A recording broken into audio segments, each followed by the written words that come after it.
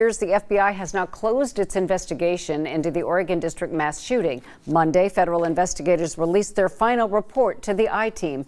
In part of its report, the FBI said bystander fatigue was one of the main reasons why no one reported Connor Betts to authorities before his murderous rampage in August 2019. The I-Team's John Bedell has been following this investigation for more than 2 years.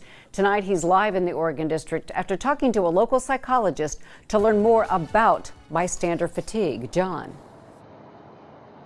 Cheryl, the FBI told the I-Team that nobody reported Connor Betts to the authorities in the weeks and months leading up to his attack here in the Oregon District because the people who were closest to him were essentially desensitized to his concerning behaviors because they were exposed to them over such a long period of time. The I-Team has extensively documented Betts' violent past over the last 2 years. This is the FBI's investigative report into the Oregon District mass shooting. The last bullet point in the 2-page report says this: information obtained from interviews with the attacker's friends and peers suggested bystander fatigue was potentially a major factor in why the attacker was not reported to authorities prior to committing violence. Dr. Kathy Platoni is a Centerville-based clinical psychologist. She's treated people who suffered traumatic experiences in the Oregon District shooting. Oh, yes. Several, yes. I asked Dr. Platoni for some perspective on bystander fatigue. I like to refer to it as bystander effect. It pretty much means the same thing. We become desensitized to it. We think it could never happen here.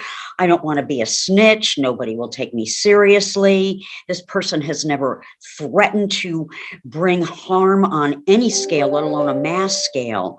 So people figure somebody else is going to report. Given Connor Betts' violent past, Dr. Platoni says one lesson to prevent future tragedies could be to change our awareness of people who, like Betts, have red flags in their behavior. But certainly the signs were there that are clearly indicative if you look at the psychology behind the threats, the hit list, the rape list, wanting to kill people who had done harm to him. That was there.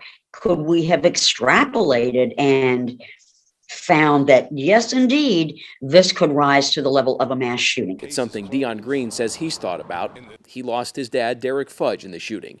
This is what Green told WHIO Monday night after federal investigators released their final report where FBI behavioral analysts found Betts had a history of mental illness and a fascination with mass violence. No, that's why I tell people, like, if you're comfortable to approach that person and you see these type of actions, approach it. But if not, send somebody professional. But don't let these things go unannounced, because the unannounced turns into what happened down here.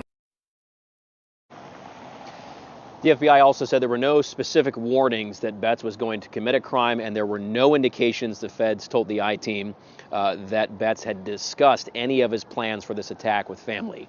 We should also mention, as the I-Team first reported in August, the FBI met with families of the people killed in this attack in October of last year in 2020.